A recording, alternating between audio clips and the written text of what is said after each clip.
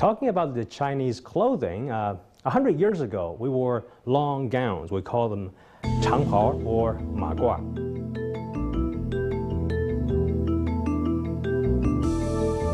Of course, nowadays, we don't wear that kind of long things any longer, especially for men.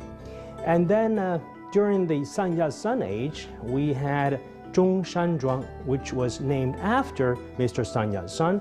It looked like a very rigid, kind of a formal jacket with a very small collar here, and we have 5 buttons and 4 pockets. Yeah, if you see a portrait of Mr. Sun Yat-sen, what he wears in the picture, that is Zhongshan-zhuang. And after 1949, we had a kind of jacket which looked very similar to Zhongshan-zhuang, but the 4 pockets, especially the pockets on the top, are not very obvious. We got the cover of the pocket, but we cannot see the pocket anymore. It's inside. And after the late 1970s, China opened up to the world, and a lot of new things coming to China. And nowadays we have all kinds of different, very fancy attires. And the formal jacket is probably what I'm wearing. We call them a Western suit, 西装. And I suppose we have different etiquettes of wearing formal things or casual attire. I believe that usually in the office or in a company, in the government offices, people tend to wear formal, suit and tie, everything like that.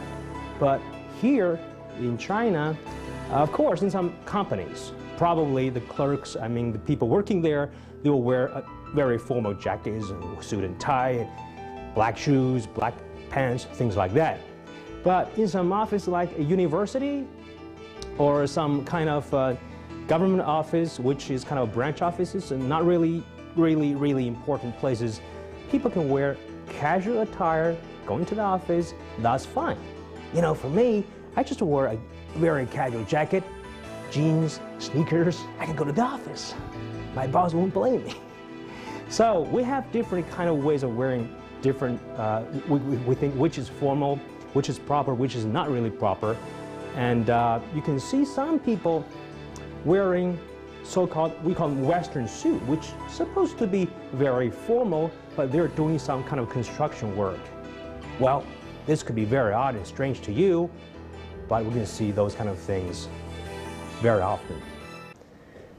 Well, let me introduce my new partner today. What a lovely lady. The lovely lady dressing. We call them 旗袍.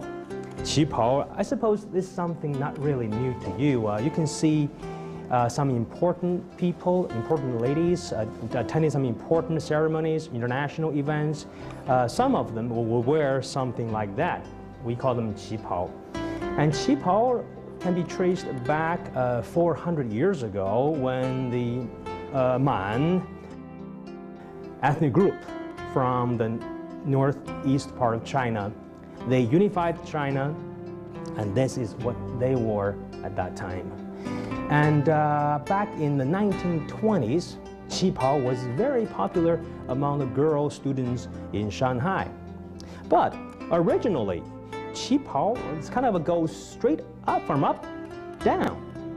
There is no waist here. And then some ladies, people of the Han ethnic group, we borrow this kind of attire and then we change that and make it more beautiful. So we give the lady the waist. So this kind of a 旗袍 could be, more beautiful, sexier than the original ones. And today, 旗袍 was further transformed.